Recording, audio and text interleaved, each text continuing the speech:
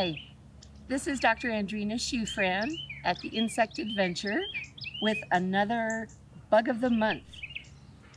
We're looking at the base of some newly sprouting plants, and what we're getting a lot of questions about these days is the little bugs in the massive numbers that are gathered around the base of all sorts of different plants, and then they move up higher in the plants in the summer, in June or so. Some people think they look like ticks. That's a great concern. Some people think they look like lady beetles, and that's also not something we want to spray for. What they are is a type of true bug, like a stink bug or an assassin bug with the big, long straw for a mouth part. And they're overwintering down here at the base of the plants in all the leaf litter.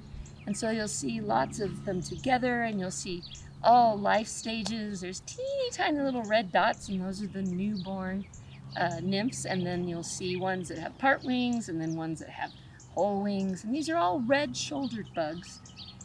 And bugs are different from other insects in that they look very much like the adult, even when they're babies. They just don't have their wings yet. And so it couldn't be a larva for anything else. If it's a larval tick, it's gonna still have 8 legs. It's always gonna have the 8 legs.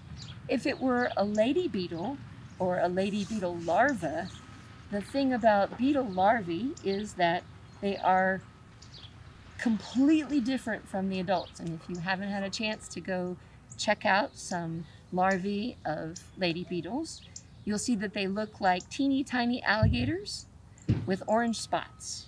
Very fast moving, but no wings. They'll get their wings when they develop into the adult lady beetle and be able to fly around. And so when you see lots of little tiny red bugs that are at the base of your plants in your garden, and they're all gathered close together, those definitely aren't ticks, and they aren't lady beetle larvae, and they aren't lady beetle adults. They're actually red-shouldered bugs or box elder bugs, and they're not doing any harm to you, your pets, your family, or your plants. They're just sort of there to use the space.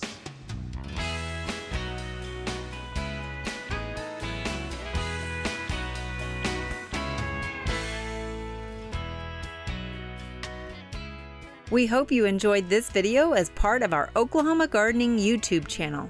You can also find even more videos on the OK Gardening Classics YouTube channel. And join us on social media for great gardening tips, photos, and discussion.